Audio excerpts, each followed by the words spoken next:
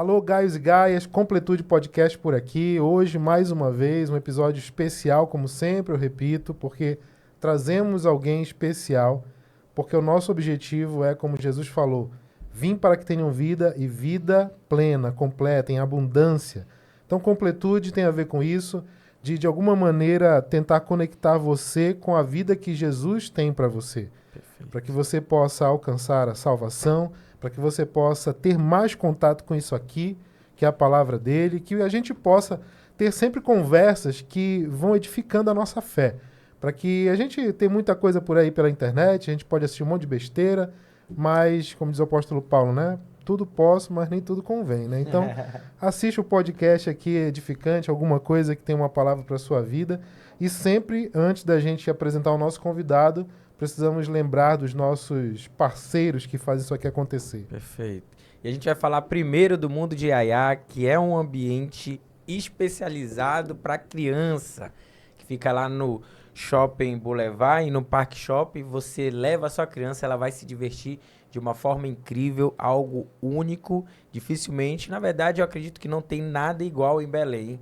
Mundo de Yaya, leve que você vai ver o quanto que a sua criança vai adorar participar ali. É isso aí. Eu também sempre falo aqui do Rafael Stephens, uma loja com artigos e produtos masculinos. Você encontra lá roupa, sapato, calçados e utensílios masculinos no Shopping Bosque Grão-Pará, primeiro piso aqui em Belém. Você vai lá, tem essa loja com nome bonito que eu sempre falo, Rafael Stephens, né? E você também tem a opção de comprar pelo WhatsApp. Entra na rede social lá e você consegue ter o contato para comprar de casa, ver lá o catálogo e pede. Perfeito. E a gente, para fechar esse momento, a Funny Hair, que é um local de beleza infantil, onde a tua criança vai lá cortar o cabelo e vai ficar maravilhada de tudo que vai encontrar ali, uma estrutura maravilhosa e também profissionais, onde você só encontra ali. Funny Hair, você pode encontrar essa estrutura lá no Boulevard Shop. É isso aí. Então vamos lá. A gente vai ter o Braulio hoje, né? A gente já tá tem o né? Braulio, não, o Braulio, olha, o pessoal que vê aqui, né? Aham. Cadê a câmera ali? Ó? O pessoal que vê na central dá pra ver, mas depois eu mostro aqui. Aham. O melhor brownie do mundo, né? Que também é um dos nossos parceiros aí, que os Show nossos de convidados bola. têm a bênção de receber depois do, Eu do gosto. episódio. Pessoal que E aí, tem problema com lactose pode comer também, tomar só um... só faz lá. Ou deixa pros hosts aqui. Obrigado. Não, obrigado. Mas é isso aí, gente. Vamos lá. Hoje a gente tem alguém muito especial aqui.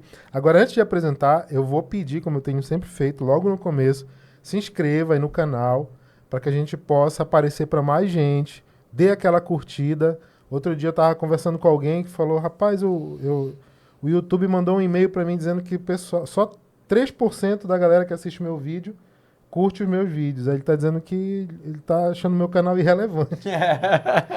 A gente ainda não recebeu esse e-mail, mas pra gente não receber esse e-mail, preocupado agora. comece a curtir aí o que você assiste, se você gostou. Aí eu tenho sempre dito, se você não gostou, dá pelo menos o dislike com um legalzinho pra baixo lá.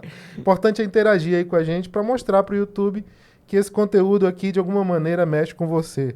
E aí, se inscreva para você poder receber. Eu tenho dito, nós estamos aqui nessa reta final de 2023, que em 2024 a gente vai ter coisas novas, um conteúdo mais dinâmico, mais coisa aqui pelo canal. Quadros novos, né, Rafa? Quadros novos, além da bancada aqui, outros quadros. E aí, para você ficar ligado nisso, se inscreve que aí você vai receber em primeira mão toda essa comunicação, beleza? Perfeito. Mas dito tudo isso, vamos para as nossas apresentações. Hoje a gente tem aqui com a gente um pastor, que aí eu sempre quando eu pergunto assim, como é que eu lhe apresento? As pessoas, né, elas ficam pensando assim, alguns falam, não, fala tal coisa, mas o pastor que tem aqui hoje tem muita difícil, porque o currículo é grande. Eu estou falando do pastor Jefferson Dantas, que é alguém muito querido, que a gente tem conhecido aqui há algum tempo, e que no decorrer da nossa conversa a gente vai descobrir aí onde Deus tem usado esse homem. É muita coisa, né, pastor? Graças a Deus. Mas o pastor Jefferson, seja bem-vindo aqui na nossa bancada, que Deus lhe abençoe, que a gente possa ter um papo bom, uma conversa legal. A gente já estava tendo antes, né? Aí a gente só continua aqui agora gravado pro pessoal. E aí eu gosto sempre de começar perguntando quem é o pastor Jefferson aí, para quem não lhe conhece, quem está acompanhando, assistindo a gente aí de primeira mão. Outro dia 20 agora de julho, meio do ano, eu coloquei na minhas redes de relacionamento, recebi o título de cidadão belenense. Olha! Aí todo mundo dando parabéns e tal. Aí eu disse assim, em 1974, quando eu nasci, né? Eu sou um paraense da Gema, nascido aqui em Belém. Ah, que legal. Tenho muita alegria de ser paraense, de ser um artista. Muita alegria de estar servindo a Deus aqui na minha terra. E sou filho de militar, de uma mãe muito, muito cuidadosa, muito zelosa, de 3 irmãos. Minha família se juntou, né? Meu pai e minha mãe namoraram e casaram aqui no Marco, no Utinga, agora Utinga, né?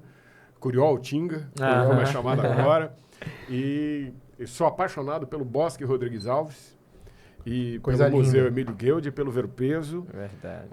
Sou pastor, servo de Deus, sou missionário da Junta de Missões Nacionais, sou locutor de rádio. Olha só. Diretor de seminário. Diretor de seminário. Sou também alguém que ama pregar e ensinar a palavra de Deus. Acho que tá bom.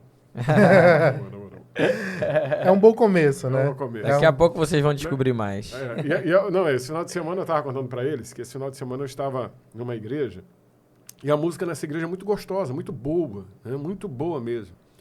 E no final do aniversário lá da igreja, da série de conferência, acabar de pregar, eles iam cantar uma música que eu gosto muito. Pedi permissão lá pro pastor, posso cantar também? Eu posso cantar também? Aí ele disse, pode. Aí eu peguei o microfone, cantei e alguém gravou. Oh. Alguém gravou e mandou aqui pro pessoal de Belém. Disse, pastor, o senhor canta também? Eu disse, canta também. Ainda tem? A história de cantar. Cantor, né, pastor? A história de cantar foi o início do ministério. Cantei em coral de adolescentes, cantei em ministério de louvor. Mas aí depois enveredei para a questão mesmo ministerial, de ser pastor, dirigir igreja, pregar o evangelho, ensinar a palavra de Deus. Só nas horas vagas. Só para passar o tempo. E ainda é pastor lá da Igreja Imperatriz? Não. Eu entreguei o ministério no mês de janeiro e vim para cá só para trabalhar com o seminário. Hoje meu ministério eu reparto entre a direção do Seminário Equatorial. O Seminário Equatorial está há 68 anos formando líderes para o ministério e vocacionados para o ministério aqui em Belém. E sou missionário da Junta de Missões Nacionais, desenvolvendo aqui no norte do país a visão de igreja multiplicadora, mas na verdade em todo o país a visão de igreja multiplicadora e em alguns países também aqui da América Latina. Show.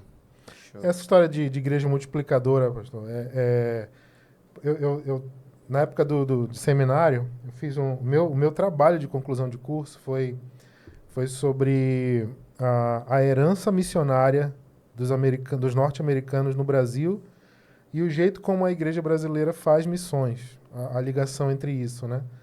E eu lembro que a minha intenção era traçar algumas heranças mesmo, algumas coisas que talvez fossem semelhantes. A gente vai pesquisando, a gente vai descobrindo outras coisas, né? E foi interessante que no final do meu trabalho ali, um dos professores que me ajudaram ali, além do pastor Benildo ali como meu orientador, a gente enxergou muito a necessidade de mencionar esse trabalho de igreja multiplicadora, né?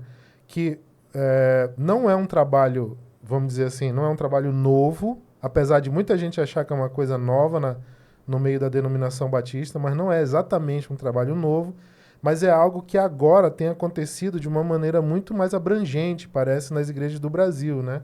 Eu queria que o senhor falasse um pouco disso, assim, o que é esse movimento que tem acontecido, essa visão de igreja multiplicadora, que tanto tem se falado pela Junta de Missões Nacionais e quem é batista tem se familiarizado com essa coisa toda? Não só batistas, mas nós temos assembleanos, cristãos evangélicos, presbiterianos que caminham com a gente, a Igreja de Cristo e outras igrejas independentes também caminham conosco. Bom, na década de 1960, houve a necessidade de darmos uma resposta para o Brasil como denominação com relação ao movimento de evangelização. Então, se começou a fazer campanhas nacionais de evangelização. E dentro do contexto dessas campanhas, foi se desenvolvendo o que então se chamava Núcleo de Estudos Bíblicos, que o Batista gosta muito de siglas, né? Os NEBs. Os NEBs. O que os NEBs faziam? Eles faziam uma caminhada do templo para as casas. À guisa do que a história da igreja fala que nos 300 primeiros anos, até Constantino institucionalizar a igreja, as igrejas eram nas casas. Eles não tinham templos, catedrais como nós temos hoje. E essas campanhas de evangelização, elas fizeram esse retorno, essa caminhada de volta aos princípios, né? À igreja primitiva. E isso deu muito certo. Nós tivemos muitos batismos, muitas decisões, o avanço da denominação, o crescimento da denominação. E aí a gente vai trabalhando alguns aspectos que são variados dentro desse contexto histórico, ao ponto de que acabou que isso foi esquecido com o tempo. E aí a Junta de Missões Nacionais, onde eu sou missionário, nos últimos 15 anos tem tentado resgatar essa perspectiva, dentro de uma proposta de vivermos os princípios do Novo Testamento. Sim. Princípios que vão nos fazer, com a intencionalidade, cumprir a grande comissão. O que faltou lá nos NEBs? A intencionalidade de dar continuidade. Sim. De não ser só um programa da igreja, mas ser a vida da igreja. Perfeito. Então, quando a gente fala de igreja multiplicadora, divisão de igreja multiplicadora, a gente está falando de 5 princípios do Novo Testamento.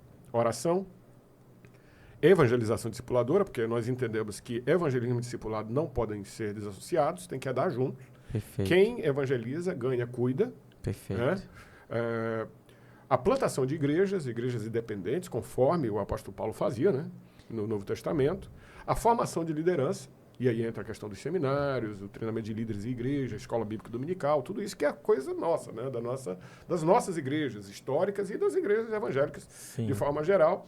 E a compaixão e graça, que é a ajuda aos necessitados. Então, pensando nesses 5 princípios, que são princípios do Novo Testamento, o foco é cumprir a grande comissão. A grande comissão que está lá em Mateus 28, 19 e 20. Portanto, ide, fazer discípulos em todas as nações, batizando-os em nome do Pai, do Filho e do Espírito Santo, ensinando-os a observar todas as coisas que eu vos tenho ordenado, e eis que estarei convosco todos os dias até a consumação dos séculos. Por muito tempo, o enfoque de muitas igrejas, inclusive da Igreja Batista, foi no ide.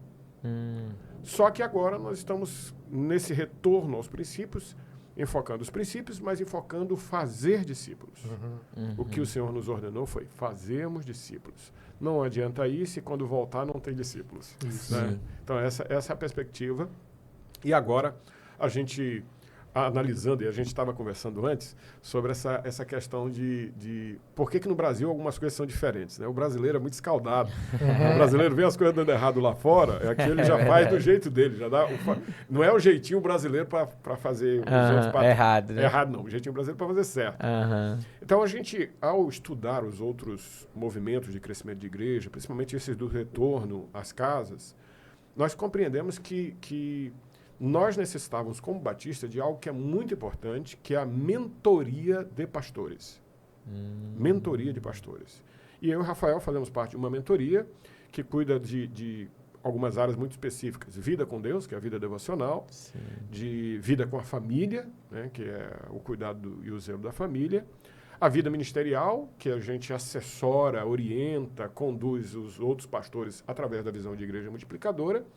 E da vida na vida. Né? Quando eu cuido do Rafael, cuido do Moisés, cuido de alguém, eu também sou cuidado. Perfeito. Porque para eu cuidar de alguém, eu tenho que estar bem. E aí a gente fica um cuidando do outro, como diz a própria Bíblia, é o ferro afiando o ferro. Sim. E pastor, o senhor acha que... Primeiro, só um entendimento aqui. Quando o senhor fala de igreja independente, não significa uma igreja que não teria uma denominação. Seria uma igreja independente que ela se sustentaria sozinha, é isso? Dentro da perspectiva... No sentido de não ser de uma convenção, né? Quando eu citei lá que a gente também apoia igrejas independentes. Isso, a gente faz isso porque a gente entende que apesar do movimento ter iniciado dentro da denominação batista, ele é um movimento bíblico. Sim, é um perfeito. movimento de Concordo, Deus. Concordo. E a gente, por exemplo, eu tenho um dos pastores que eu assessoro aqui, ele é de uma igreja independente. Ele pergunta bastante, ele liga, ele manda áudio, aqueles áudios que parecem podcast, aqueles de 3, 4, 5 minutos. Né? E eu vou, agora mesmo eu estava vindo de casa para o seminário, mandei um áudio também, podcast para ele, para compensar, né, para ele demorar a ouvir. E ele está muito feliz. Ele está feliz por quê?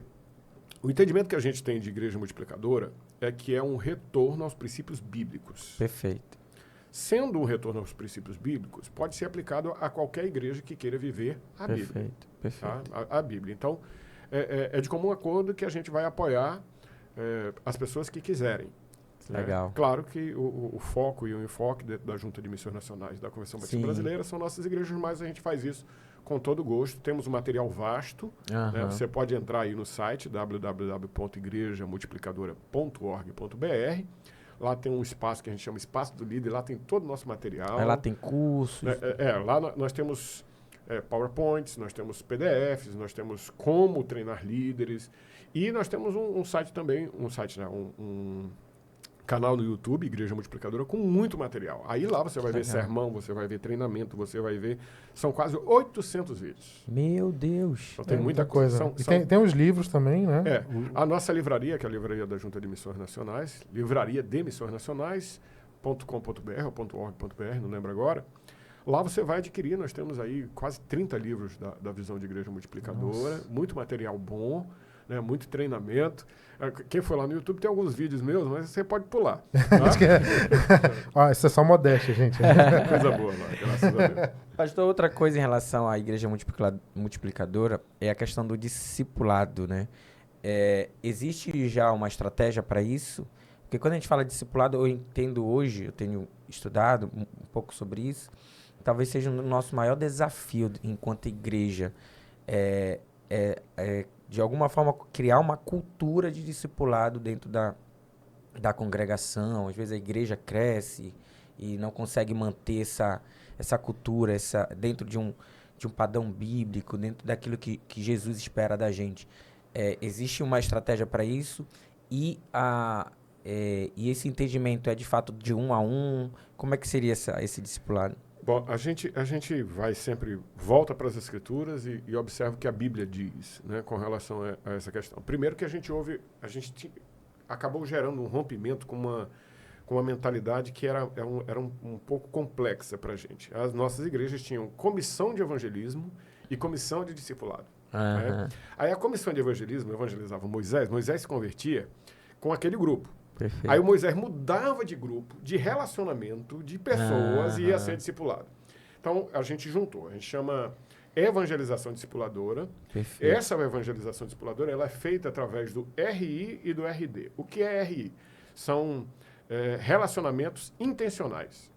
Conheci o Moisés. Moisés é o padeiro que me serve pão todo dia. Eu vou lá na padaria. Ô, Moisés, tudo bom?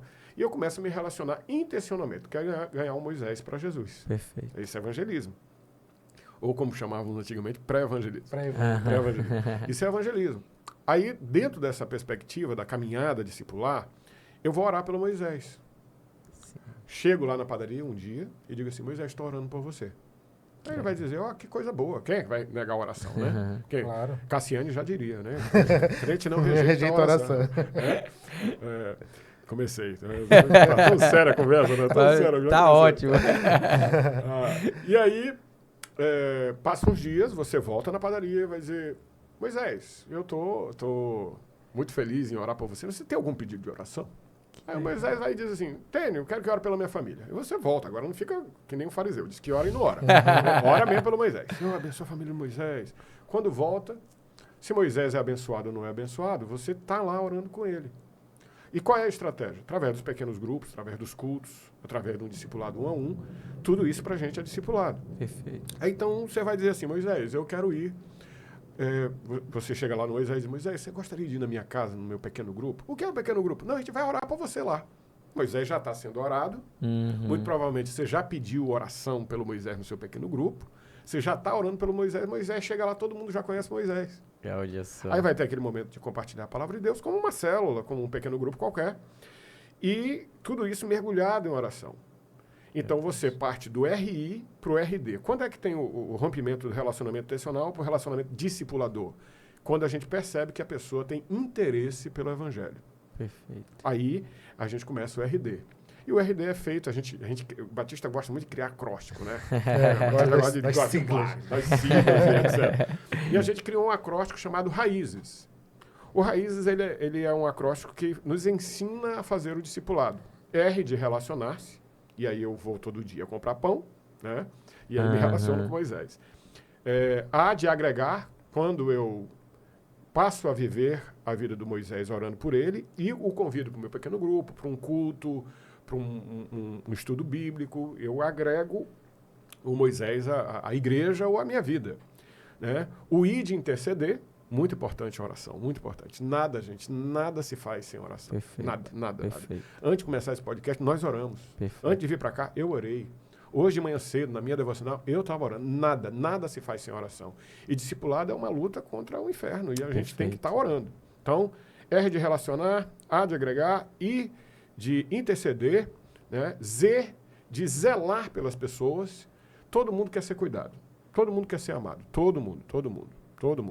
Então, quando você vai lá e diz assim, Moisés, estou orando por você, você está cuidando dele. Verdade. De uma maneira ou de outra. Sim. Aí o Moisés disse assim, pastor, eu estava querendo, no meu caso, pastor, né? Eu estava querendo um emprego novo. Aí você, pastor, né, tem muita conexão, ou vocês mesmos têm muita conexão, acham alguém diz assim, olha, eu estou precisando de alguém assim, assado. Você vai pensar em quem? Em quem você está orando. A gente só ora pelas pessoas e pelas coisas que nós amamos. Perfeito. Só oramos pelas pessoas e pelas coisas que nós amamos. Você já está amando lá o padeiro. Aí vai lá, ó, tem um emprego para você. Vai lá tal dia, assim assado. Então você está zelando pela pessoa. Perfeito. Eu já participei de pequeno grupo que fez mudança, que doou sangue. Gente, isso é muito de Deus. Isso é muito evangelho. Eu já participei de pequeno grupo que fez casamento. O cara foi no cartório casar. O cara foi no cartório casar. É interessante. Essa é muito interessante. Foi no cartório casar e de lá ia para casa, casado. O pequeno grupo se reuniu, fez um almoço. De noite era a reunião do pequeno grupo. E aí o que eles fizeram? Alugaram roupa de casamento. Alugaram docinhos, bolo de casamento. Me convidaram, pastor, você tem que vir de paletó e gravata, que vai ter um casamento no nosso pequeno grupo. Legal. Quando o pessoal entrou, o casal que casou de manhã no cartório, quando eles entraram, o casamento deles, com tapete, com vestido de noiva, entraram para se vestir, colocaram música e tudo, e entraram e eu fiz o casamento deles. Depois teve um jantar de casamento, tudo pequeno grupo. Então é zelar pela pessoa. Meu Deus, você imagina o impacto disso? O impacto disso na vida de uma pessoa. Isso é o verdadeiro evangelho, né, pastor? Então, zelar pela pessoa, né? Raízes. Depois ensinar o evangelho. O problema é que muitas vezes a gente entra na vida da pessoa já com um estudo bíblico, com Bíblia na cabeça dele, e ele ainda não entendeu o que é o evangelho. Primeiro a gente entende que através do relacionar, do agregar, do interceder, do zelar, ele vai viver o evangelho sem nem estar sabendo. Sim, mas ele já está vivendo o evangelho. E aí a gente entra com o estudo bíblico. Porque a gente tem que ter o confronto com o pecado. A pessoa tem que entender o que é o evangelho. Perfeito. Gente, tem um evangelho café com leite. Café com leite ainda é muito bom. Tem um evangelho aí... Água com açúcar. Água com açúcar não, ainda é bom. Ainda é bom. Caldo de peteca. Tá? Essa eu nunca tinha ouvido. Peteca, eu nunca tinha ouvido. É lá de São Luís, lá do Maranhão. Caldo de peteca. Caldo de peteca. Um evangelho fraco, que não confronta as pessoas contra o pecado. Um evangelho que não ensina a Bíblia. Um evangelho que é mais oba-oba do que palavra. Um evangelho que não modifica a vida de ninguém. A pessoa diz que se converte e continua vivendo do mesmo jeito. Esse não é o evangelho. O evangelho tem transformação, tem arrependimento e tem palavra. Então, a letra E do Raízes é ensinar o evangelho. E por último, e tem muito a ver com esse evangelho que a gente quer ensinar e quer pregar, solicitar contas. Se você perguntar para o Rafael, a mentoria que ele participa, ele é um pastor, né? Um homem de Deus, cuida de uma igreja também, de uma área de uma igreja. Mas ele tem que prestar contas da vida espiritual dele. E no discipulado, num processo de discipulado, é isso, prestar contas. Eu sou pastor há quase 30 anos. E eu tenho 2 pastores que cuidam de mim, um no Tocantins e um em Brasília, que eu presto contas da minha vida espiritual para eles. E isso é muito antigo, gente, no meio evangélico. No meio evangélico, na época do Rafael, principalmente, na escola bíblica dominical, eu tinha uma chamada dizia assim... Lição estudada, o Rafael dizia assim. Fez culto doméstico, sim. Trouxe ofertas. Eu lembro. Leu o versículo? Leitura diária. Leitura diária. Então, isso é prestar contas. Sim. Agora, o evangelho é que nem casamento. O pessoal hoje quer casar, a gente falou de outro assunto. O pessoal quer casar e não quer prestar conta. Perfeito. Essa história do celular, o meu celular tem senha. O meu celular tem senha, minha esposa sabe como eu sei a senha do celular dela. Né? Agora há pouco ela perguntou, onde é que você está? Eu estou num podcast. Boa. Né? Estou num podcast. Então, a prestação de conta, ela é bíblica. Ela insere na vida da pessoa um zelo pelo outro e um zelo por si. Sim. Por quê? O Deus imanente, O Deus que nós servimos, ele é espírito, ele não é palpável. Mas ele se manifesta através da igreja. Então, quando eu presto conta para o Rafael, eu estou dizendo, Rafael, minha vida de oração está fraca, me ajuda. E aí a Bíblia vai dizer, nós temos no Novo Testamento, de 25 a 35, dependendo da versão, uns aos outros. E quando a Bíblia diz suportar uns aos outros, todo mundo interpreta assim, eu tenho que aguentar o chato. Mas o suportar também pode ser interpretado para eu dar suporte para o outro. Que é que nem o suporte do inglês, né? Que é o de apoiar. De apoiar. E aí a gente percebe que toda essa perspectiva do discipulado, como eu desenhei aqui através do acróstico, por isso que é mais fácil. Lindo, né? Lindo. Toda essa perspectiva fica mais fácil para a gente entender. Porque toda vez que fala de discipulado, a cultura aqui no Brasil, e principalmente em algumas regiões do Brasil, é de não ter sido discipulado. E por eu não ter sido discipulado, eu não discipulo ninguém.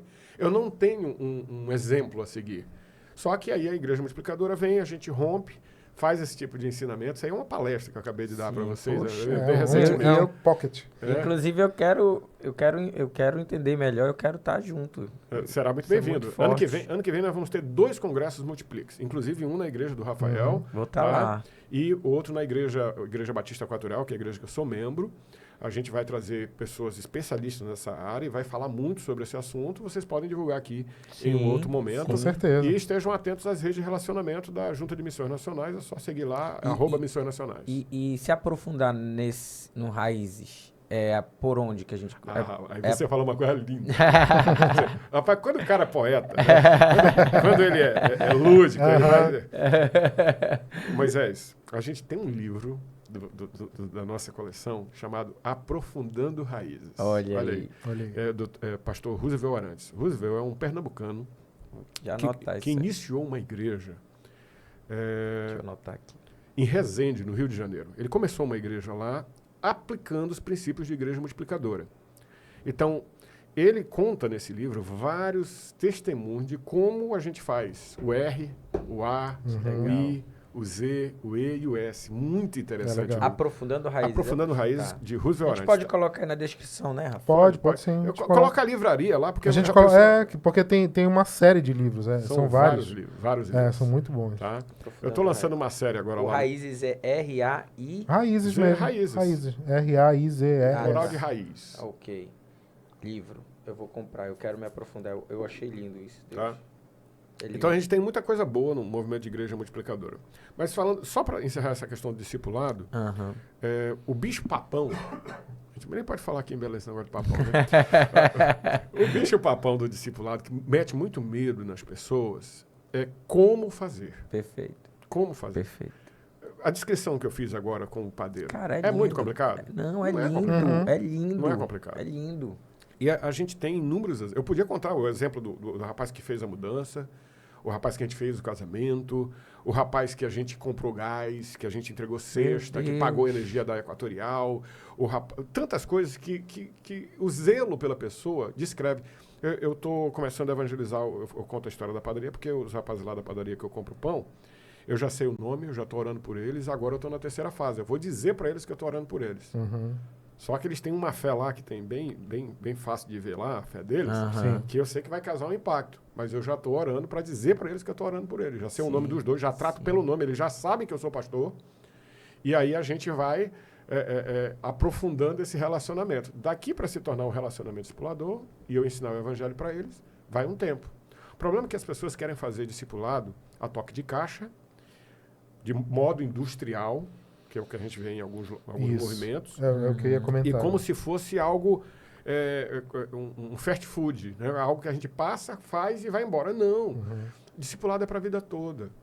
Essa semana agora, Moisés e Rafael, eu recebi um recado de uma pessoa que eu cuidei 10 anos. 10 anos. Ele está no Maranhão, eu estou aqui. E agora ele está cuidando de outros homens. E uma coisa que eu fiz lá atrás com ele foi uma campanha de leitura bíblica do Novo Testamento de 60 dias. Isso eu fiz com ele, a gente lendo a Bíblia juntos todo dia, 60 dias, sabe? Legal. E aí ele me mandou um áudio daqueles podcasts. Falando, lembrando e etc. E agora ele estava dirigindo um pequeno grupo com 8 homens e que queria fazer a mesma coisa. Se eu tinha o arquivo com o que ele já tinha comentado sobre a minha vida e etc. E eu mandei o arquivo para ele. E aí ele imprime, faz todo aquele layoutzinho e tal, tira uma foto com os 8 homens. Aí o que é que eu entendo? Discipulado não é uma transmissão de conhecimento. Perfeito. Discipulado é uma transmissão de vida. Perfeito. Vida na vida. Então a minha vida está lá com aqueles homens também. Perfeito. Com o irmão que me pediu o projeto. Está lá porque quando eu conheci ele era um adolescente desviado, se tornou um homem, o conduzi para o ministério da igreja, o treinei como líder de PGM, fiz o casamento dele, apresentei a filha dele. São 10 anos de caminhada. E agora ele está lá cuidando de outros homens e ele vai caminhar 10 tantos anos. E toda vez que eu vou ao Maranhão, a gente se encontra, vai no restaurante, faz o que a gente sempre fez. Né? Vai, toma um café juntos, faz um churrasco, toma um tererê. E a gente sempre fez. E isso eu tenho ligações que vão para o céu de pessoas que eu discipulei, que caminharam junto comigo, que hoje estão caminhando com outras pessoas, porque é um processo de vida. Perfeito. O senhor falou aí de fazer discipulado aí de uma maneira industrial. Eu estava lembrando aqui, enquanto lhe ouvia, essa semana eu tive contato com uma expressão que eu nunca tinha ouvido antes. Eu li algo sobre isso, vou tentar me aprofundar.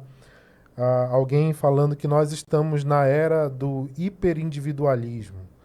E aí poxa, o que é isso? Nunca ouvi essa expressão, né? E aí ele desenvolvia mostrando que o hiperindividualismo, ele é aquilo que talvez a gente chamaria aí de narcisismo, um egocentrismo, enfim.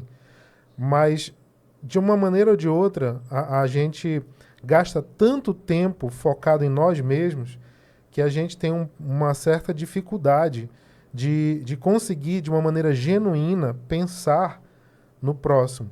E, juntando com isso, eu lembro que quando eu comecei eu vou dizer assim, levar a sério a vida com Deus, a vida com Deus, né? Porque eu nasci na igreja, mas tem aquele momento aí que a gente começa a levar a sério a coisa, né? E quando eu comecei a levar a sério a vida com Deus, foi me ensinado, e talvez isso não foi tão intencional assim, mas a ideia que me foi passada era que discipulado era um programa de estudos para você ensinar. Domingo de manhã. Isso, para você ensinar ali uma série de estudos para uma pessoa. E eu cheguei a fazer isso com algumas pessoas, e quando eu lembro que a primeira vez que eu cumpri aqueles estudos, eu pensei, uau, que bom, uma pessoa está discipulada, está cumprida, essa pessoa está discipulada. E essa pessoa não foi para a igreja, não se firmou, né? E eu ficava pensando, o que eu fiz? Aonde que eu errei, né? O que eu fiz de errado, né? E é interessante, ao longo do tempo a gente vai descobrindo isso, mas essa visão de igreja multiplicadora com esses princípios, elas são, eu entendo como um grande avivamento de Deus nesse tempo, porque justamente por causa dessa era de hiperindividualismo que a gente vive. Ou seja, nós somos assim, focados muito em nós mesmos, a gente fica com pouco tempo para o outro, né? Perfeito. E quando a gente, às vezes, tem esse tempo para o outro, a gente quer fazer ali, às vezes, por um desencargo de consciência, alguma coisa assim. Aí vem o toque de caixa, o modo industrial, porque a gente quer quero uma fórmula. Eu quero uma fórmula para aplicar, porque eu não tenho tempo a perder. Eu tenho que cuidar de mim, eu tenho que fazer minhas coisas e tal. E, de repente, essa visão, ela quebra um pouco isso, né? Quebra um bocado, na verdade. Na verdade, né? quebra um bocado. A multiplicação e o resultado, ela vai se dar através do processo correto. Já pensou, eu cuidei desse rapaz, ele está cuidando de 8. Esses 8 vão cuidar de outros, e aí gera a multiplicação. Sim. As pessoas querem um resultado rápido de uma coisa que não pode ser feita rápida. Eu só para dar a base bíblica, e isso eu li antes de ontem, em 1 Tessalonicenses 2:8, o apóstolo Paulo está falando para os crentes de Tessalônica o seguinte: ele está falando que tem saudade deles e que admira a fé deles, e sentindo assim tanta afeição, quer dizer, eu amo vocês, eu tenho carinho por vocês, decidimos dar a vocês não somente o evangelho de Deus, mas também nossa própria vida, porque vocês se tornaram muito amados por nós. Meu Deus. Então é a doação de vida, discipulado é doação de vida. Doação. Se discipulado é uma cartilhazinha de 13 lições e acabou, não, o discipulado é para a vida toda. Perfeito. Discipulado é doação de vida e cuidado. Eu tenho uma história muito legal com relação ao meu primeiro discipulado, no aspecto de quem cuidou de mim. quando eu aceitei Jesus na década de 1980, eu tenho só essa cara de menino, viu, gente? Só essa cara de novilha. Na década de 1980, Imperatriz era conhecida como a cidade da pistolagem. Tá? Eu ouvi até algumas piadas nos programas. Sim, Chico Anísio fez piada com isso e essas questões.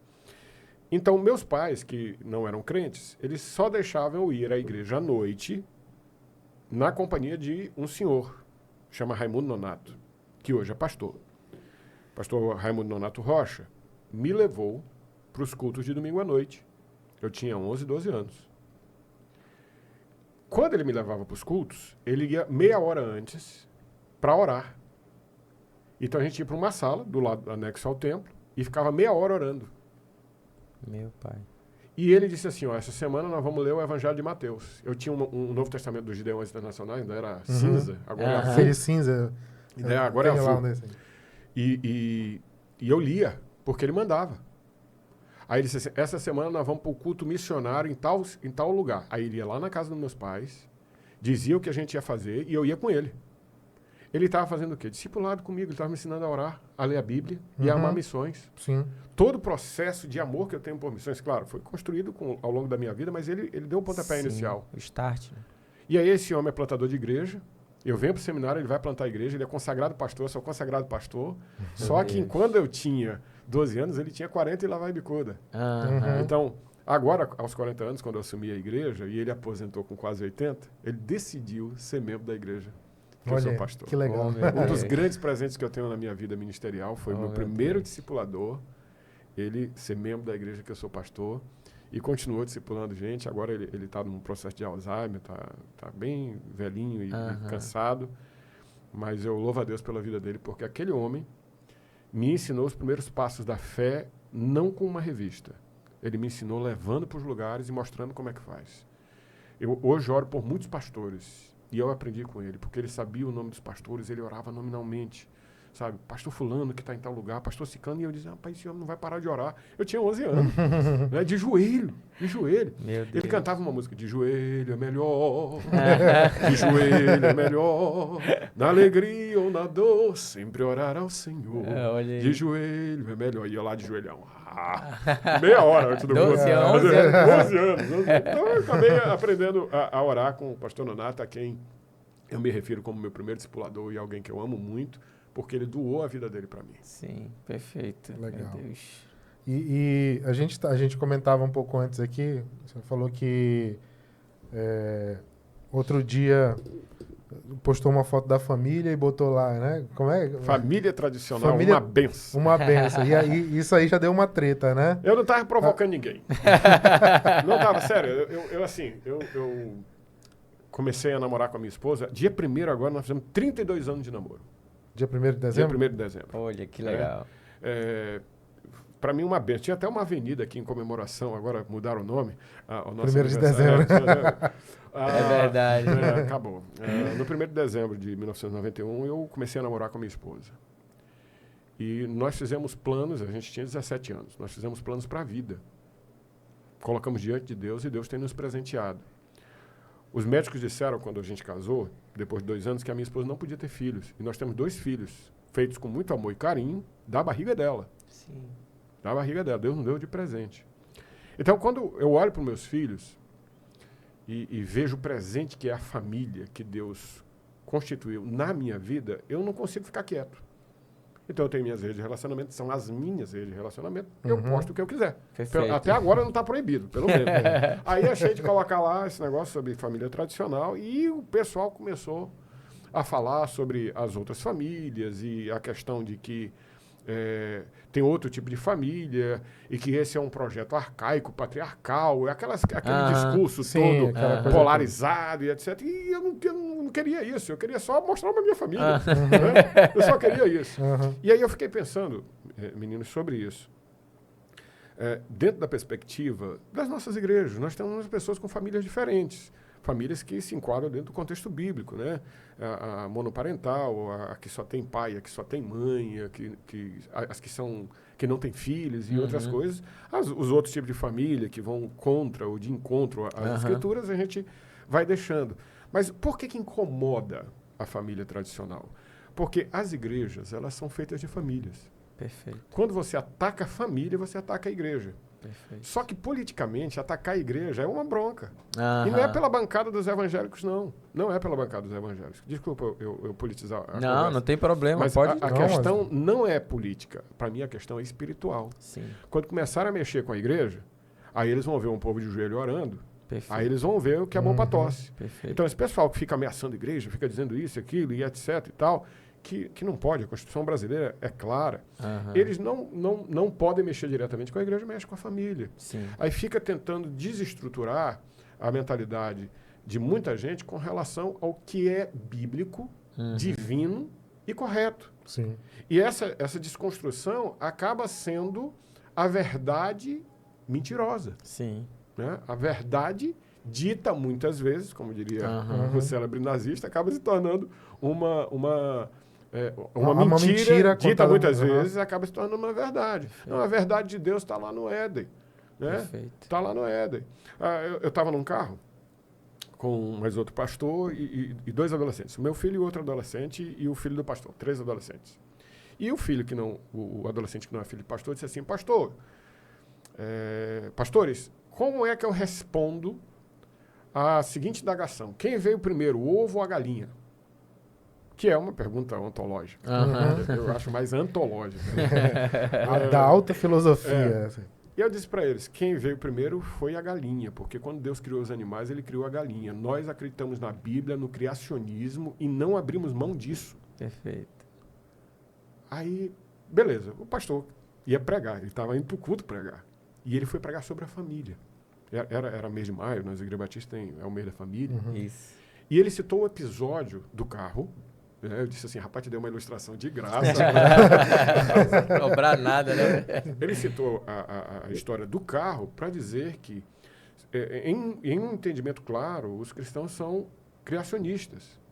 Então, se nós somos criacionistas, e somos, porque cremos na palavra de Deus como ela é a nossa regra de fé e prática, o casamento tradicional, a família clássica, é a base para toda a humanidade. Perfeito. A degradação familiar por conta do pecado que entrou no mundo, né, ela não é a regra. Sim. Ela é a exceção. A regra é a família tradicional. E por mais que o povo não goste, não queira, e ache ruim, e vá criticar, e vá cancelar, essa é a verdade. É a verdade que nós cremos. Perfeito. Eu respeito a verdade de todo mundo, Sim. sendo que acredito que não é verdade, mas respeito a posição de todo mundo, mas a gente não pode ser alijado de falar a nossa verdade dentro da nossa fé e daquilo que nós acreditamos. Então, quando fala de família, e aí vou voltar a falar da minha, porque aí é mais fácil, eu me comprometi num altar e fiz uma aliança com Deus e com a minha esposa e com a minha família e com a família da minha esposa de cuidar dela e de amá-la. E amar a Débora, minha esposa, é muito fácil. É muito fácil. Ela é uma mulher de 1,5 m, mas ali naquela criatura pocket, aquela mulher pequena, tem uma manifestação da graça de Deus muito grande. E agora, em 2024, nós vamos completar 10 anos de uma nova vida. Mas você disse que tem 32 anos de namoro e 27 casado. Como é que é essa nova Como, vida? né, pastor? Quando nós tivemos nosso segundo filho, 4 meses depois, minha esposa teve um AVC, um AVC no tronco do cerebelo. Para quem trabalha com medicina vai saber que é um negócio muito grave. Minha esposa ficou tetraplégica, teve 3 dias de UTI, 1 mês de hospital. E quando eu recebi ela de volta em casa, ela estava na cadeira de rodas. Ela praticamente só mexia os olhos.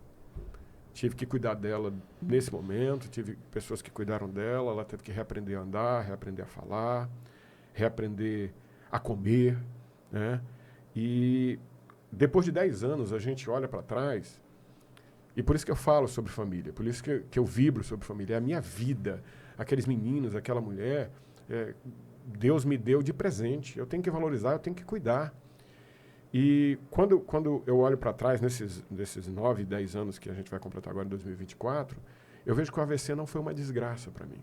Muito menos para ela. Porque nesses 10 anos, Rafael, eu nunca vi a Débora reclamar uma vez. Uma vez. Ela estava na UTI, ela com os olhos cheios de fé, brilhando. Ela disse, nós vamos sair dessa. Nós vamos sair dessa. Cheio de fé, nós vamos sair dessa. Ela saiu de cadeira de roda da UTI, sem a mobilidade do pescoço para baixo. Ela aprendeu a dar passo por passo e eu nunca a vi reclamar. Eu só a vi chorar uma vez, porque ela não pôde mais amamentar o filho. Só essa vez. Só essa vez. Uma menina está lá, tem 9 anos, tem uns 40 quilos. Forte, grandão. Só a única vez.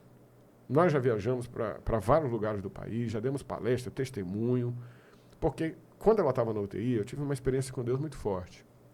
Quando ela estava na UTI, eu fiquei com medo de perdê-la, mas um medo terrível. A Débora, para mim, nesse mundo aqui, é o maior presente que eu tenho. E pensar em perdê-la é como se me deixasse sem nada. Eu perdesse tudo na minha vida. Tudo na minha vida é meu Deus. Mas meu Deus me deu de presente ela. Sim.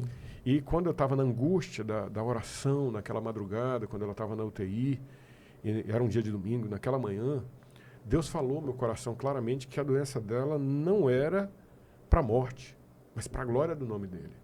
E foi quando eu parei de chorar e me enchi de fé. Eu acredito que Deus falou no meu coração, Gerson, fique tranquilo, ela não vai morrer. Porque vai morrer um dia, né? Tomara quando a gente tiver 90 não nessa circunstância. Não nessa circunstância. E aí, era domingo, eu fui para a igreja pregar. Quando eu cheguei na igreja, os diáconos disseram, não, você não vai pregar, essa mulher está na UTI. Eu disse, vou pregar sim.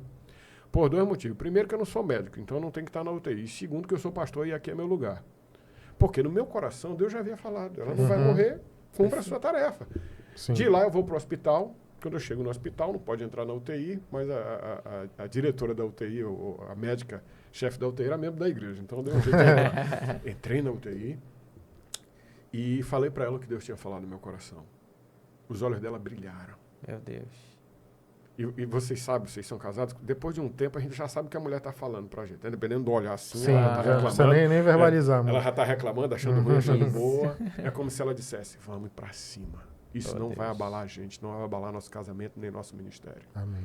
Foi o tempo que a gente aprendeu a ficar mais perto de Deus. O Rafael estava falando agora há pouco da experiência dele, eu vou falar da minha.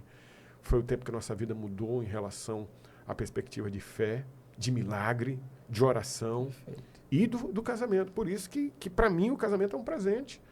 Não só porque Deus me deu condições de casar com uma boneca, com uma mulher linda, que cuida de mim, cuida dos meus filhos, e é uma bênção para mim, me traz felicidade, mas porque eu vi um milagre acontecendo dentro da família. Milagres só acontecem dentro da família. Perfeito. Nós vamos estudar a história de Zaqueu.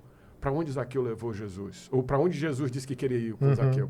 Olha, hoje me convém estar na sua casa. Perfeito. Lá na casa de Zaqueu, sem Jesus, o texto de Lucas, né? Os textos de Marcos também, não diz que ele falou nada. Só Zaqueu levantou e disse, Senhor, se eu tenho roubado, primeiro que eu vou devolver a metade das minhas coisas para os pobres. E se eu tenho roubado alguém, eu vou devolver 4 vezes mais. Quando Jesus disse, hoje houve salvação nessa casa, a hermenêutica é um negócio legal, né? Porque tem o hoje lá de cima, hoje me convém estar em tua casa, hoje houve salvação nessa casa. Significa que quando Jesus está no lar, o hoje é dia de salvação. O meu hoje, naquele domingo, naquela UTI, foi Deus falar no meu coração. Não se preocupe, sua esposa não vai morrer. Então por que eu não vou celebrar a família? Perfeito. Porque eu não vou dizer que é um presente de Deus, é um plano de Deus, é uma coisa boa. Vou dizer, quem achar ruim, vai achar ruim porque não tem a oportunidade de viver assim. E eu quero dizer para você que acha ruim, presta atenção, você que acha ruim, Deus tem um plano. E o plano de Deus é perfeito. O plano de Deus é perfeito.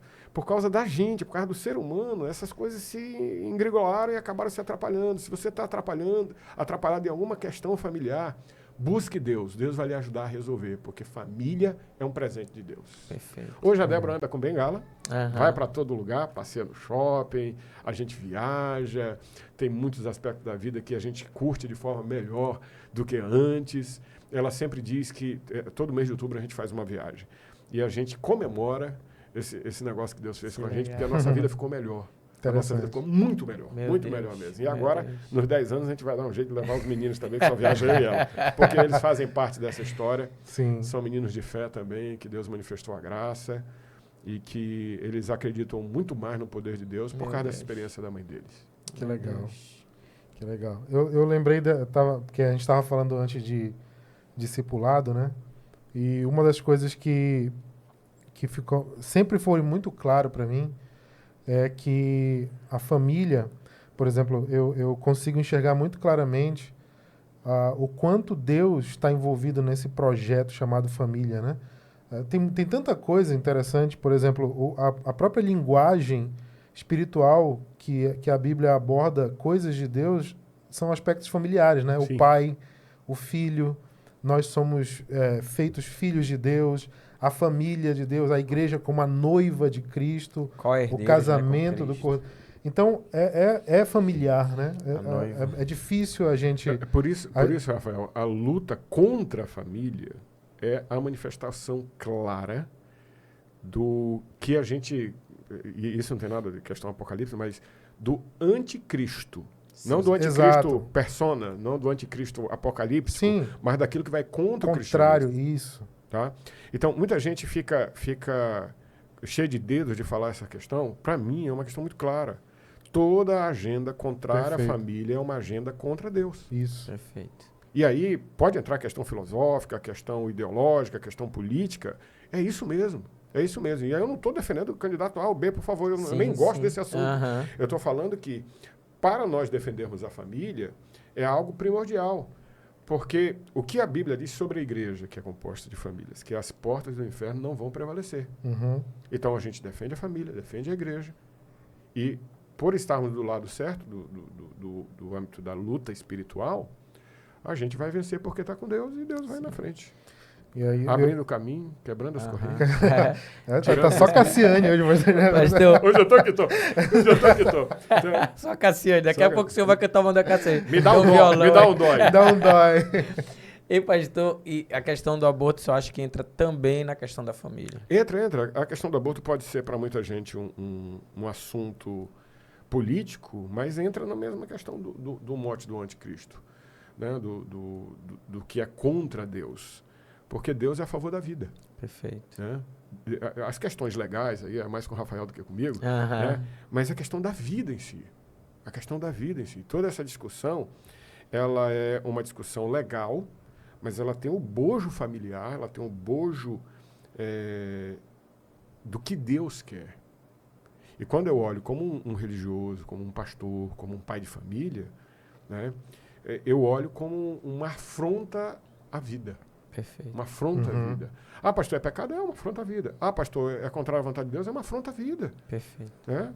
Nosso Deus nos doou a vida. Quando Deus fez o bonequinho lá de barro, e ele soprou o nefesh, o fôlego da vida, ele nos deu a vida. Perfeito. Ele nos deu a vida. Né? E quando a gente tem a salvação, porque o Senhor Jesus disse, eu vos darei vida e vida em abundância. Sim. Né? O texto de Efésios 1:13 diz que quando nós ouvimos a palavra, nos convertemos nos nossos caminhos, aceitamos a palavra, o Senhor faz com que a gente seja selado com o Espírito Santo, o soprar de Deus em nós. Vida. Perfeito. Então, seja a vida cristã, a vida espiritual, a vida da alma, tudo é de Deus. E tudo que é contrário a isso não vai agradar ao Senhor.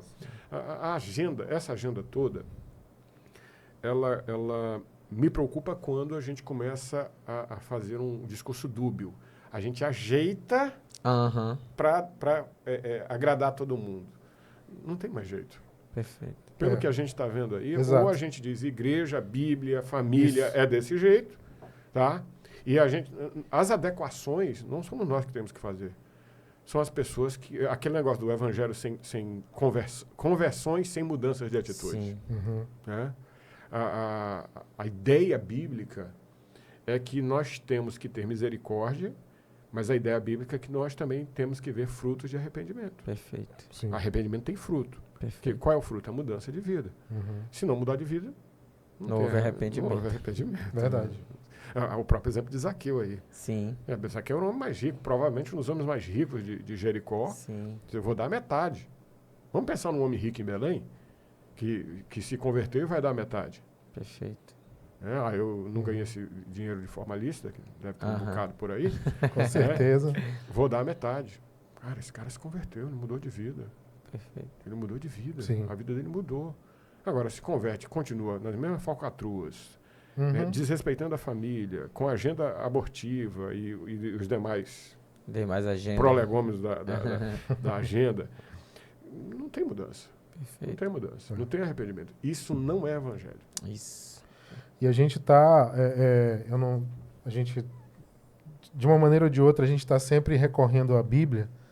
E eu queria que a gente conversasse um pouco sobre o projeto que tem no Instagram, Bora Ler a Bíblia, né? No YouTube também. Tem também no YouTube, é verdade. No Instagram e no YouTube a gente vai colocar aí na descrição também todo o indicativo para o pessoal ir lá. Bora ler a Bíblia, o que é, pastor? O próprio nome já diz, né? Um convite. É bem paraense esse convite bem aí. autoexplicativo. Muito legal. Gente, tudo começou por causa de um grupo de corrida na igreja que eu era pastor. Eles... Normalmente quem faz corrida de rua faz domingo de manhã. E eu sou amante da escola bíblica dominical. Domingo de manhã é a escola bíblica dominical. Eu sei que algumas igrejas é de tarde, algumas não tem mais, etc, mas eu sou do cara, EBD, escola bíblica dominical, domingo de manhã. E eles saíam, né, a maioria deles ia para a corrida e depois voltava para a escola bíblica dominical. Mas depois de 5 quilômetros, 10 quilômetros, o cara não voltava para EBD. O cara já pensa duas vezes. Aí o nome do grupo de corrida, Bora Correr. Ó! Aí eu reuni com todo mundo do Bora Correr, todos amigos, todos discípulos, tudo gente boa, tudo líderes de pequenos grupos, todo mundo envolvido, não tinha nada de errado, era um esporte, né? Só que estava faltando muito a escola bíblica dominical. E como um pastor, e sou desses pastores mesmo que cobram, que chama atenção, que diz, reuni com eles, gente, vamos cuidar, tomar cuidado com isso, para que a vida espiritual de vocês, por conta da corrida, vocês estão cuidando do físico e estão esquecendo da alma. Então, ao invés de ficar só no Bora Correr, bora ler a Bíblia. Aí, bora ler a Bíblia. Legal.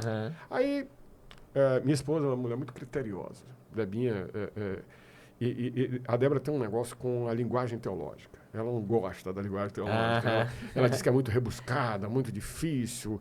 Ela diz que acaba sendo muito chato e etc. E isso me ajudou em transformar o meu jeito de falar no púlpito, o meu jeito de falar, de ensinar a Bíblia, porque não é só a coloquialidade, não é.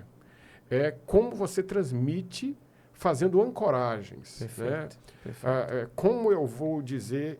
por exemplo, eu cheguei aqui na casa do Moisés e disse assim, a esposa dele me serviu um café. Estava quente. Belém tá quente, né? Agora que choveu melhorou, mas estava quente. Aí eu disse, olha, eu sou adepto do café toda hora. Café, se está quente, café, se está frio, café. Se é de manhã, café, se é de noite, café toda hora. E ela já trouxe o café sorrindo para mim. Porque ela também ama café. Aí o Moisés emendou. Cafezeira também. Ela também gosta de café.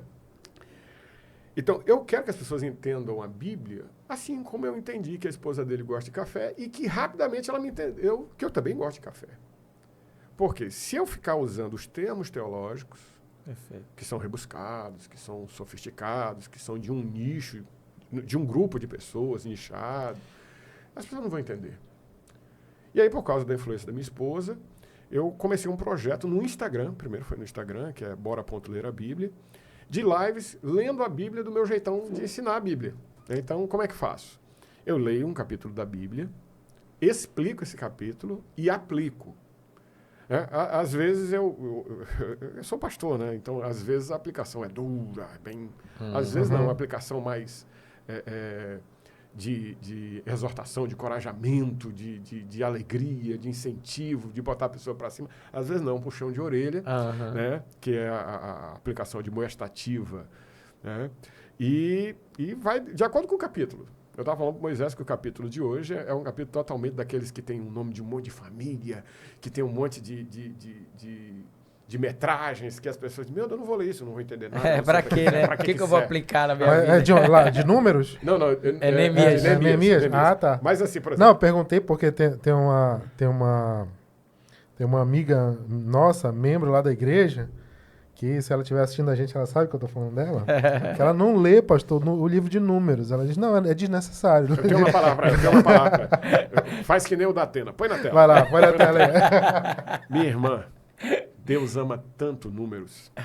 Olha, o crescimento da igreja em Atos dos Apóstolos é um negócio muito bonito. Nós saímos de 120 para 3 mil, de 3 mil para 5 mil, de 5 mil para 9 mil, depois números que não pode contar. Aí eu estava dando uma palestra sobre isso e a pessoa disse assim, vocês estão muito ligados em números. Eu disse, quem está ligado em números é Deus, minha filha, porque se não tivesse, se ele não gostasse de números, não tinha um livro na Bíblia chamado números. Boa. É isso aí. Né?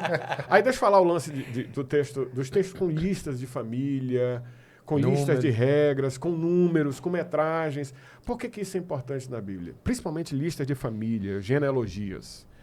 Por que Lucas e Mateus trazem a genealogia de Jesus? Por que isso? Por que tem que falar aquele monte de nome? Fulano, filho de ciclano, que não sei o quê, que vem da... Pois é. Deus é um Deus da família. Perfeito. E cada lista dessa tem uma perspectiva de mostrar para mim e para você que o nosso Senhor é um Deus que ama famílias, que ama descendência e que ama abençoar as famílias. Então, toda vez que nós lemos uma lista, né, ela está dizendo que Deus abençoou o primeiro e o último. Deus abençoou a primeira geração e a última geração. Toda vez que nós lemos uma lista de regras na Bíblia, Deus está dizendo que Ele é um Deus organizado. E a gente vai ver isso na criação. Primeiro dia isso, segundo dia isso, terceiro dia isso, quarto dia isso, quinto dia isso, sexto dia isso, sétimo dia descansou. Deus é um Deus organizado. Por isso, pular essas leituras bíblicas, que parecem ser chatas e enfadonhas, esvazia esse sentido. Por isso que eu leio. A melhor leitura, a melhor história, não. Mas lá você vai tirar histórias maravilhosas. Sim. Né? Por exemplo, de Neemias 3, nós vamos descobrir 3 aspectos interessantes. São listas de pessoas que estavam ajudando na construção. Os sacerdotes e os levitas estavam ajudando, porque havia necessidade de se reconstruir o conceito religioso, mas também havia necessidade de se reconstruir os muros e as portas, isso tem um significado. Lá tem uma família de um homem que não tinha filhos, então as mulheres colocaram a mão na massa. Então, qual o significado? As mulheres têm que servir ao Senhor nas suas igrejas, elas têm importância no reino de Deus. Esse pessoal que diz que a mulher tem que ficar calada na igreja é uma interpretação equivocada. As mulheres têm seus ministérios nas igrejas e elas são bênção na vida da gente. Né? E por último, tem lá um pessoal de Tecoa, no capítulo 3, versículo 5. Os habitantes de Tecoa foram fazer a construção, mas os nobres não foram. Aí lá, mais na frente, tem uma outra parte do muro de Jerusalém que os habitantes de Tecoa estavam construindo. Eles não se deixaram abalar porque os nobres não foram. Tem muita gente puxando a gente para trás. Verdade. Em muitos lugares a gente não tem que se abater. O serviço do Senhor tem que ser feito. E por mais quem não queira fazer, deixa lá. A gente continua fazendo. Perfeito. Então, tiramos lições. Olha só. Então, Bora Ler a Bíblia tem esse lance, né? Legal. De estudar o texto e aplicar para que seja palatável para as pessoas. Aí eu tenho um pastor que me ouve, que tem ideia para sermão, e ele liga para mim e diz, olha, preguei tal sermão por causa do Bora Ler a Bíblia. Legal. Tem idosos que acompanham, adolescentes que acompanham. Hoje tinha uma senhora que estava amamentando. Né? Ela disse, estou amamentando aqui e agradecendo a Deus porque eu tenho 3 cargos na igreja, meu marido manda eu largar e ele está ouvindo o senhor aqui. E eu estou dizendo, tá vendo? E a gente tem uma gratas surpresas nesse projeto. E eu queria só falar essa última aqui. Eu vim pregar ano passado aqui numa igreja em Belém e era aniversário da igreja, e aniversário da igreja sempre tem batismo, né? Tem ceia, tem batismo, e nesse dia tinha batismo. E uma das pessoas que batizou era filho de uma irmã da igreja. Essa irmã estava desviada. E alguém mandou o link do Bora Ler a Bíblia para ela. Ela passou a ler a Bíblia com a gente lá no nosso projeto. Ela se reconciliou. E ela ainda morava com o pai. Depois ela casou e aí ela, o marido e o pai que ouve o Bora Ler a Bíblia. Então ela morava com o pai. E todo dia o pai acordava cedo, aquele pessoal que bate panela cedo, não tem na tua família? Tem. Eu que bato panela lá em casa. E o pai dela acordava cedo, ela acordava cedo para ir trabalhar e ligava no Bora Ler a Bíblia. E o pai dela começou a ouvir a Bíblia. E começou, ao invés de reclamar, sentar para ouvir a Bíblia. O homem se converteu. E ele estava batizando naquele dia. Que legal. Ele batizava e eu chorava, dizendo assim, oh Deus, obrigado. Todo dia tem que estudar um capítulo, todo dia tem que acordar às 5 horas da manhã, todo dia eu nem sei quantas pessoas estão lá me assistindo, mas eu estou lá ensinando a Bíblia. E só por esse homem, só por esse presente, já valeu a pena. Obrigado, Senhor, obrigado. Então, se você quiser e puder, não é nada extraordinário, mas é algo bom, que é estudar a Bíblia, e eu convido você, bora ler a Bíblia. Não, mas eu gosto, eu gosto de... Assim, João se denominava o apóstolo amado, né? Eu gosto de dizer que eu sou o cara que gosta de chamar as pessoas para a Bíblia, né? Então, esses projetos, assim, eu gosto de encaminhar, porque eu vejo, assim, para mim é tão latente. Eu sou aquele tipo de pessoa que, por exemplo, uma vez eu falei isso os mais íntimos me repreenderam. Mas assim, eu não tenho grandes histórias trágicas que me transformaram, assim, sabe? Eu tenho grandes momentos de encruzilhada emocional e espiritual em que eu fui transformado e todas elas foram pela Bíblia. Amém. Então, assim, eu sou eu sei o poder que tem esse livro. Sim. E outro dia eu estava pensando nisso. O meu avô materno, né? Meu avô, Moisés conheceu ele. O nome dele era Felisberto Justino Diniz. Nome internacional. Nome internacional, é isso aí. Vindo lá do interior de Pernambuco e veio parar aqui para o interior do Pará, veio parar no Pará, lá na Ilha de Breves. E tem uma família missionária que foi quem levou o primeiro trabalho missionário para Breves, aqui no interior, escreveu um livrinho e conta um pedacinho da história e ele está lá no meio. E é interessante que lá ela coloca que só tinha 2 evangélicos na cidade.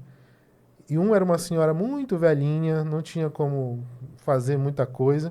E outro era um rapaz, e ela menciona lá, que era o meu avô no caso, na época ainda recém-casado e tudo.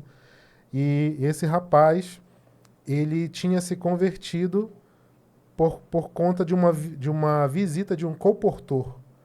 Né? Aqueles saíam vendendo de Bíblia, né? Vendendo e dando, às vezes, Bíblias porta em porta, né? Ele deixa de ser católico, ele lê a Bíblia, ele entra em parafuso em algumas coisas, e, no mínimo ele pensa assim, bom, eu vou parar de ir nessa igreja aqui, porque eu quero entender melhor esse negócio aqui, e ali não está me ajudando. E é interessante que ele desenvolve ali, a partir da perspectiva dele da Bíblia, uma definição para a família dele. Ele diz para a esposa dele, nós vamos seguir a Bíblia. Só que a gente precisa de gente para explicar isso para nós.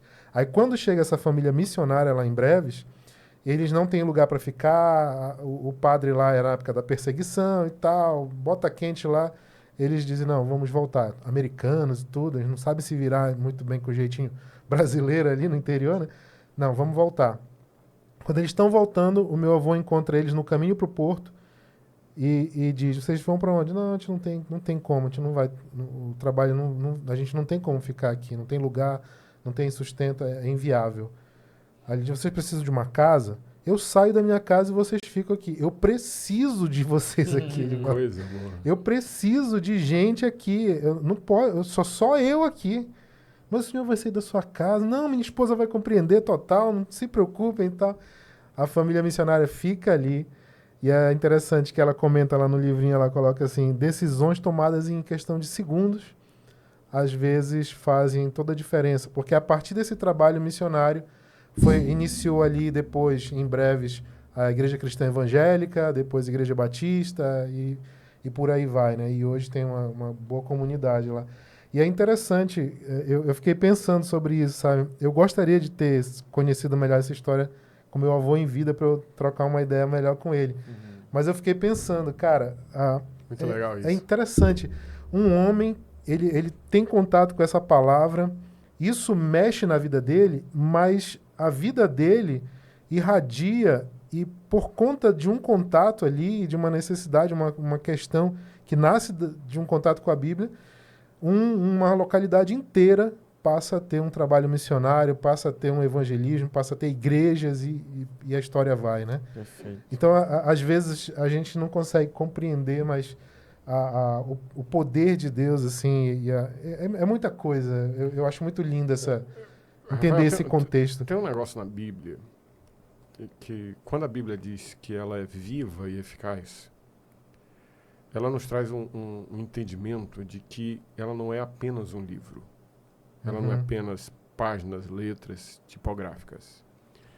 Ela emana graça e poder de Deus. Ela não tem um poder como aberto, assim, como muita gente abre no Salmo 23, Salmo 91, Salmo 91 aí deixa lá. Não, eu estou falando do que ela produz no coração de um homem. Perfeito. No coração de uma mulher, de uma família. Quando você percebe que a Bíblia ela é para você alimento, você não consegue viver sem ela. E eu gosto de citar a Bíblia como alimento porque é o seguinte, se você fizer o propósito de só comer alguma coisa depois que se alimentar espiritualmente, você não passa um dia sem ler a Bíblia. Um dia sem ler a Bíblia. Então, antes de comer qualquer coisa, eu leio a minha Bíblia. Porque eu me alimento espiritualmente. Por quê? O que é que o Senhor Jesus disse na tentação? Nem só de pão viverá o homem, mas de toda palavra. Toda palavra. Então, toda palavra, toda Bíblia, toda escritura que é divinamente inspirada, ela vai nos ajudar na correção, nos ajustes e vai nos ajudar a viver. Viver para Deus, para a glória de Deus, para a exaltação do nome de Deus. Por isso que eu estou vivendo um momento muito legal, porque eu estou participando pelo menos de 3, 4 igrejas que estão fazendo campanhas anuais de leituras bíblicas com os membros, a guisa da Igreja Batista da Pedreira, da Igreja do Rafael. Lançou um desafio lá pra gente, né? Eu estou animado, hein? Estou animado. A igreja que eu sou membro, a Igreja Equatorial, nós vamos ter uma vigília e nós vamos multiplicar grupos durante essa vigília para lermos a Bíblia toda. Um grupo vai ler o Pentateuco, outro vai ler os históricos, outro vai ler os poéticos, outro vai ler os evangelhos, outro vai ler os históricos e até chegar ao Apocalipse. E nós vamos passar um tempo lendo a Bíblia toda. Agora, vindo para cá, uma das igrejas que eu vou pregar esse final de semana vai fazer o mesmo projeto domingo de manhã. Eles vão lançar o ano de leitura da palavra. Nós temos que retornar para a palavra de Deus. As pessoas estão perdidas. O Senhor Jesus disse que nós erramos não conhecendo as Escrituras e nem o poder de Deus. E eu gosto muito de Jesus, porque Jesus é altamente didático. Ele coloca primeiro o quê? As Escrituras. Porque onde nós vamos entender o poder de Deus? Nas Escrituras. Por isso que tem muita igreja perdida, porque está dizendo que está vivendo o poder de Deus, mas totalmente distante das Escrituras. Isso não é poder de Deus. Verdade. O poder de Deus ele é manifesto através da orientação tácita, explícita, clara das Escrituras. Perfeito. E aí esse propósito de retorno à leitura da palavra, o amor. O meu propósito com Bora Ler a Bíblia, e eu sei do pastor Cias, do pastor Rafael, dos outros pastores, é que as pessoas sintam, ao ler a palavra de Deus, a mesma coisa que os discípulos no caminho de Emaús sentiram quando Jesus estava falando da palavra de Deus. Coração aquecido. Coração quente. Sabe, coração aquecido. Eu não posso ler a Bíblia assim, com frieza espiritual, como se não estivesse lendo nada. Eu quero ler a Bíblia, sabe, efeito 3D? Que aquele versículo ele saque assim e diga, isso aqui é de mim, do meu trono, para você, Carlos. Sabe, eu quero isso, eu busco isso. Nossa. E quando eu percebo isso, quando eu vejo isso nas minhas leituras de todo dia, eu digo assim, meu Pai, obrigado. Quantas vezes eu estou sozinho em casa chorando, minha esposa chega, é a Bíblia, né? Já sabe. Agora o legal, Rafael, é ver isso com os filhos. E discipulado é isso. Meu filho mais velho é apaixonado pela palavra de Deus. E ele agora passou direto e tal. Eu disse, meu filho pode escolher um presente. Escolher uma Bíblia de estudo. Uau, que legal. Ele já pediu, vai chegar. Por quê? Paixão. Não é carnalidade. Quando eu falo paixão, não estou dizendo que é a carnalidade, um desejo desenfreado, humano. Sim. Mas é de amar com intensidade. Perfeito. Sabe? De querer, de abraçar com ela, não como um amuleto, como muita gente tem. Não, porque ela é vida. Ela é viva e eficaz. Ela penetra até a divisa da alma e do espírito. Você imagina o que é isso? Sim. Você imagina o que é isso? Então, vai fundo. Vai fundo. Então, se a pessoa quer ler a Bíblia, ela já parte desse princípio que a Bíblia é a palavra de Deus e que eu vou ser transformado. Como foi transformado o avô do Rafael? O Rafael é transformado. Eu também sou transformado. Então, tem que queimar. Tem que mesmo, ao ler a Bíblia, não ser um cumprimento de uma tarefa. Perfeito. Tem que ser um encontro com Deus. Pastor, agora veio na minha cabeça aqui uma situação. De repente, tem alguém assistindo que ou está querendo ler a Bíblia, ou começou a ler a Bíblia e está com dificuldade de entender. O que o senhor orientaria essa pessoa para que ela não desistisse e que ela desse continuidade nesse processo? Porque eu vejo muito isso, né? As pessoas falando isso, é muito difícil, eu não consigo entender, não dá, é muito complexo. O que o senhor poderia orientar as pessoas que têm essa dificuldade, são novos convertidos, ou talvez não esteja em alguma igreja, mas está buscando, está querendo entender e ler a Bíblia? Como é que a gente poderia trabalhar assim? São alguns conselhos que eu sempre dou. Primeiro escolha um livro fácil da Bíblia. E aí eu indico Gênesis, que por mais que tenha algumas coisas um tanto quanto complexas, mas é fácil, porque a gente, normalmente, do consciente coletivo, entende muito da criação e observa isso. Salmos, que são poesias, e todo mundo tem um quê de poeta, né? Mas tem também a questão dos salmos conhecidos, né? Salmo 1, Salmo 23, Salmo 91 e os demais. E o Evangelho de João. Por que o Evangelho de João? O Evangelho de João ele foi escrito para a cultura helenística. E a cultura dos gregos, dos romanos, era uma cultura mundial. E se é uma cultura mundial, ela nos atinge. E, claro, que muito da cultura brasileira é uma cultura greco-romana, de filosofias e essas questões. Então, quando a gente lê no primeiro capítulo do Evangelho de João que o Verbo se fez carne e habitou entre nós, a gente já vê essa questão, né, dessa cultura greco-romana. Mas o Evangelho de João mostra que Jesus veio para salvar. Esse é o centro da cultura do Evangelho de João. E faz com que a pessoa entenda o Evangelho. Porque se ele lê Marcos, ele vai ver um Evangelho rápido, né? São 16 capítulos e etc. Se ele lê Mateus e encarar logo uma genealogia, pode ser que ele desista. A mesma coisa Lucas e etc. Então, lê o Evangelho de João, porque já parte aí dessa questão. Para não desistir, eu dou a dica do alimento. Quer mesmo ler a Bíblia? Só coma alguma coisa depois que lê a Bíblia. Né? Eu dou sempre a indicação de não adianta fazer voto de ler 20 capítulos se você não tem costume de ler. Isso. Perfeito. Lê um por dia. Lê um. Não consegue ler um? Lê a metade. Sim. Sabe? Lê a metade. Não vai fazer que nem muita gente faz, que compra caixinha de promessa e diz que aquele o texto... Não, a leitura bíblica ela tem que ser feita de forma consistente e sistemática. Para que ela surta efeito. Eu brinco que é um remédio a longo prazo, que é a vida toda. A vida toda. Então, escolhe o livro que você vai ler, lê um capítulo por dia. E, olha, para a gente ler a Bíblia toda, o ano todo, eu fiz esse cálculo agora, estudos para promover essa leitura anual. Se você ler 15 minutos por dia, todos os dias, você lê a Bíblia toda. Em um ano? Em um ano. 15 minutos, muito pouco. Sim. Muito pouco. Né? 15 minutos a gente dá uma zapeada no Facebook e no Instagram. Rápido. Né? 15 minutos a gente assiste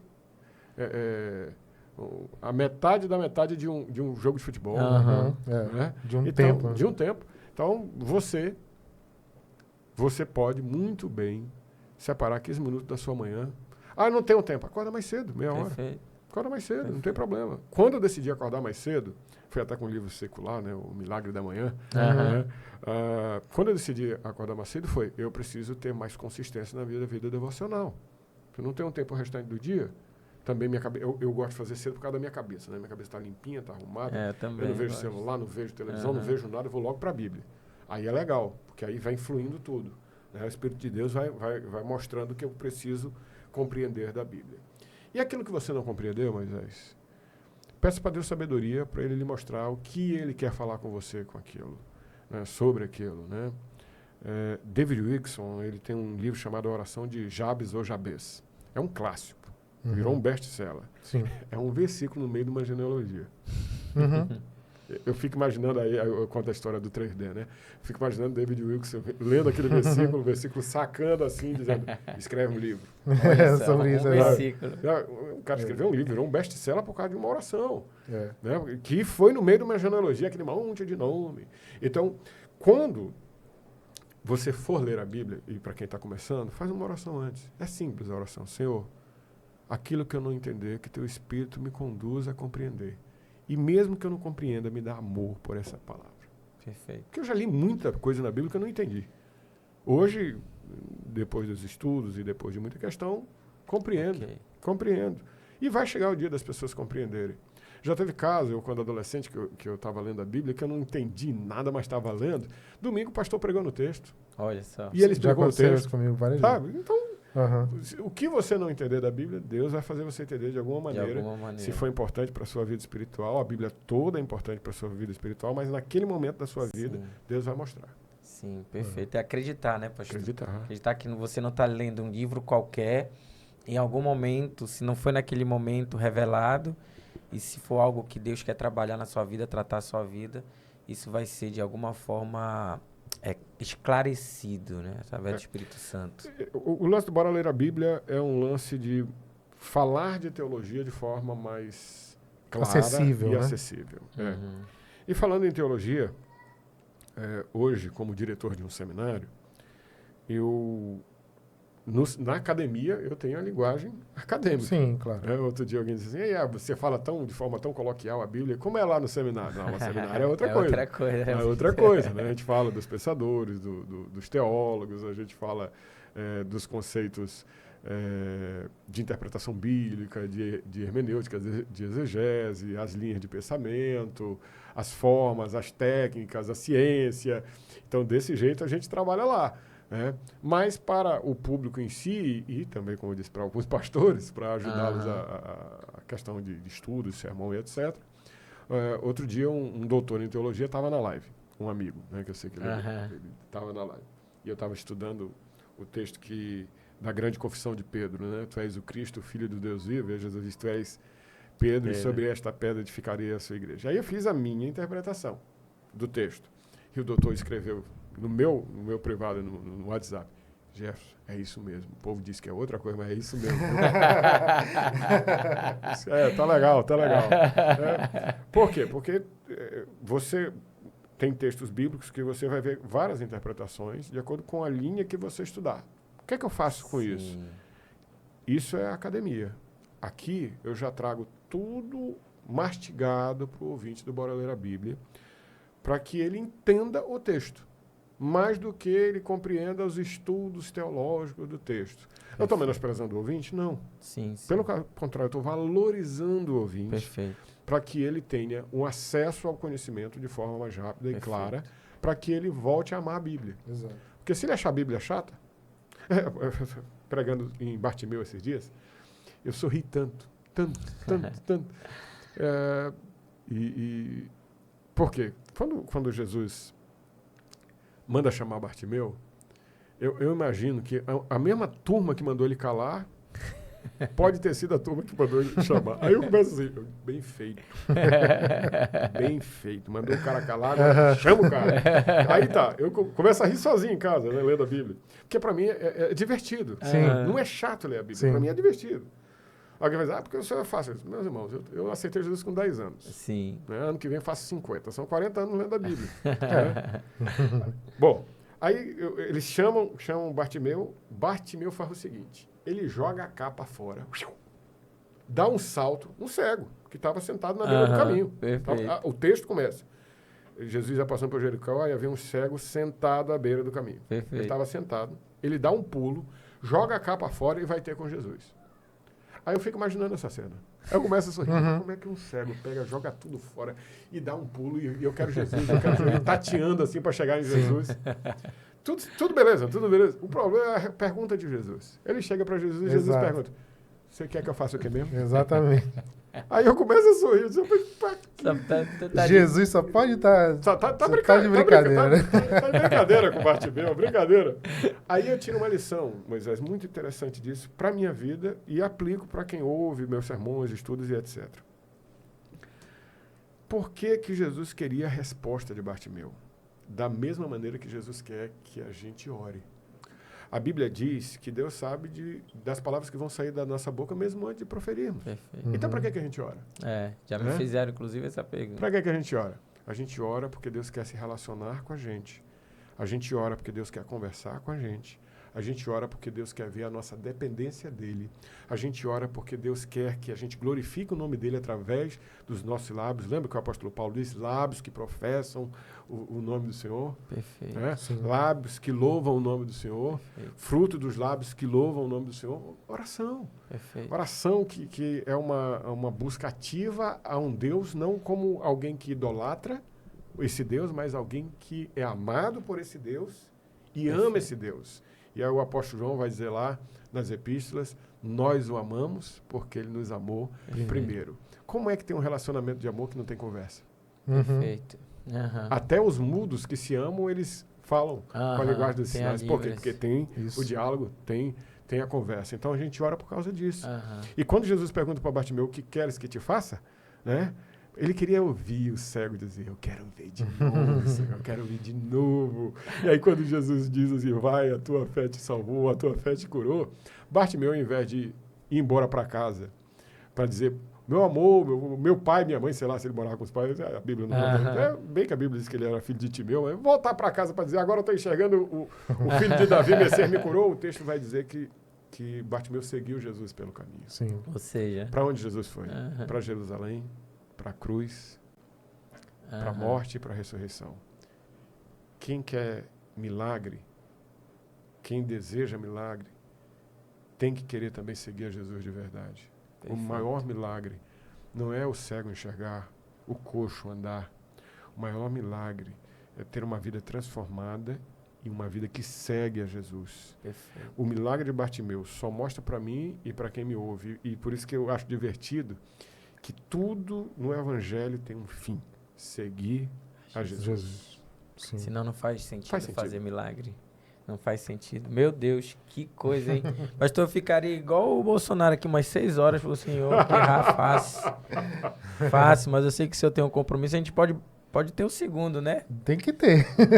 Tem que ter, que é muita coisa, né? Meu Deus do céu, gente, eu saí daqui preenchido meu coração.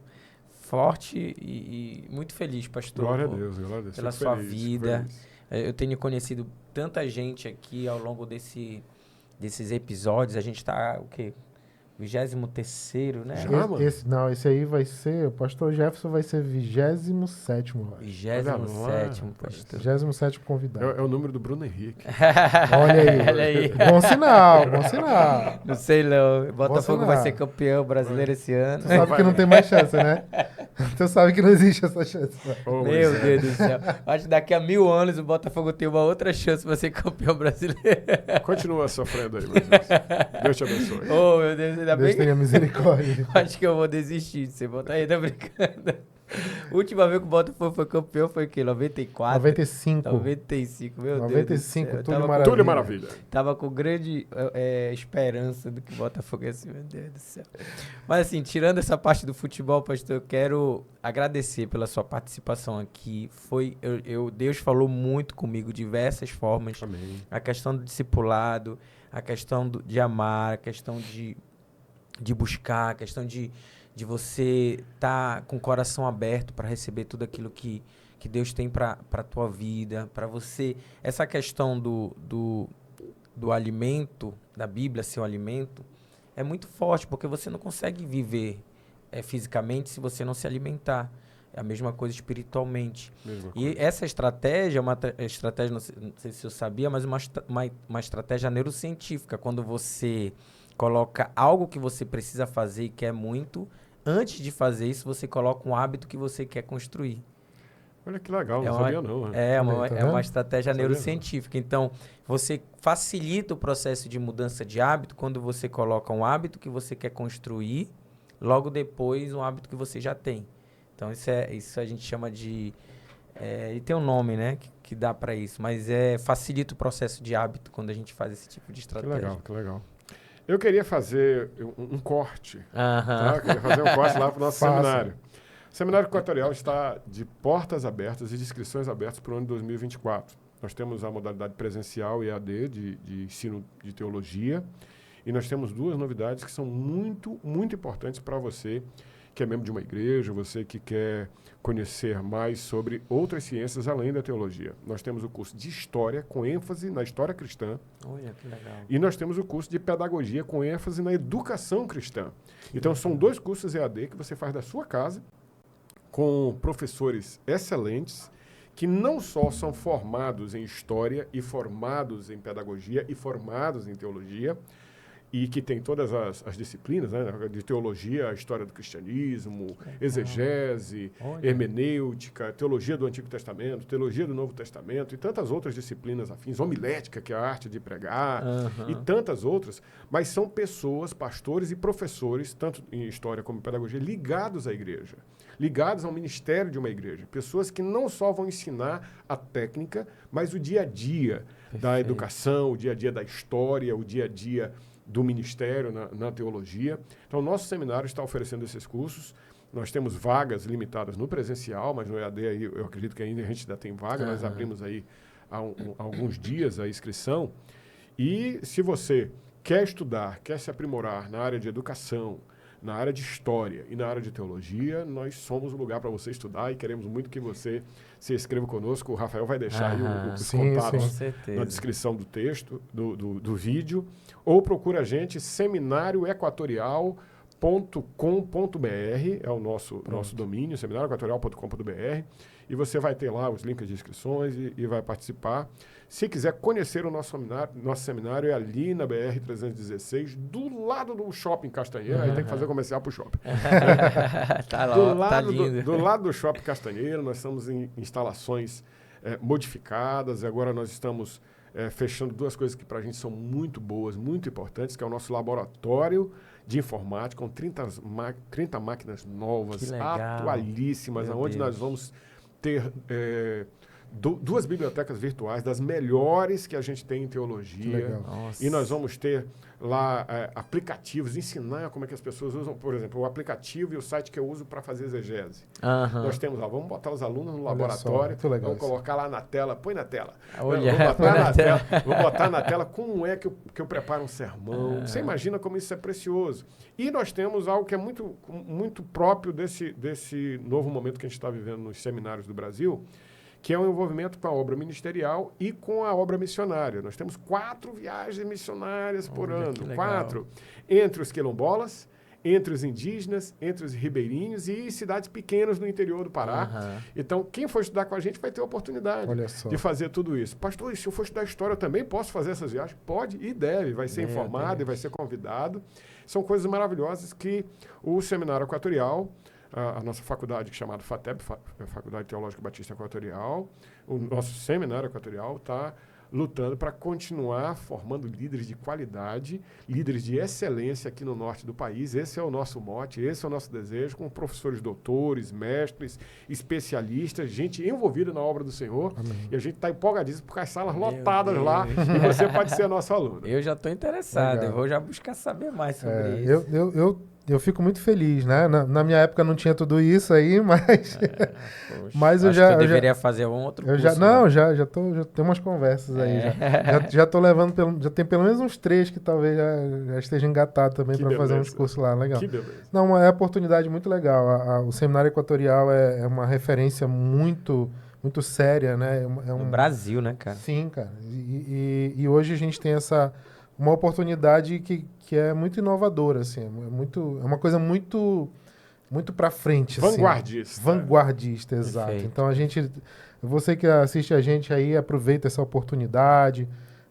Moisés, né? Não, já está pensando aí. Pode ter certeza então se envolve aí, é muito bom, muito bom. Dá até saudade dos tempos lá do seminário.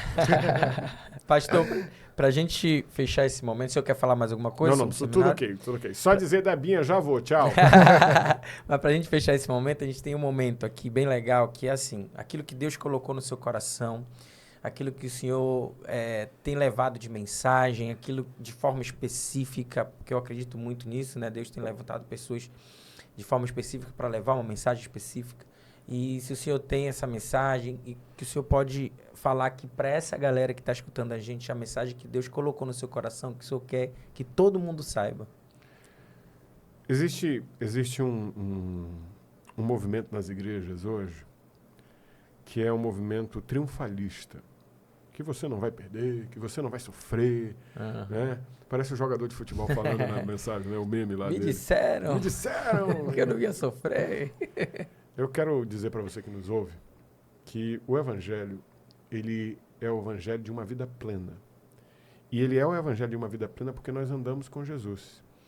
O que o rei Davi disse, ainda que eu ande pelo vale da sombra da morte, coaduna com o que Jesus disse, no mundo tereis aflições. A melhor vida é a vida com Jesus. Mas a vida com Jesus, ela tem dias bons e dias ruins. Não se engane com o evangelho triunfalista, que diz que se você andar com Jesus, só vai ter dias bons. Nós temos dias cinzentos, mas nos dias cinzentos, a estrela da manhã, o sol da justiça, está conosco. Amém. Pregue o evangelho. Jesus está voltando.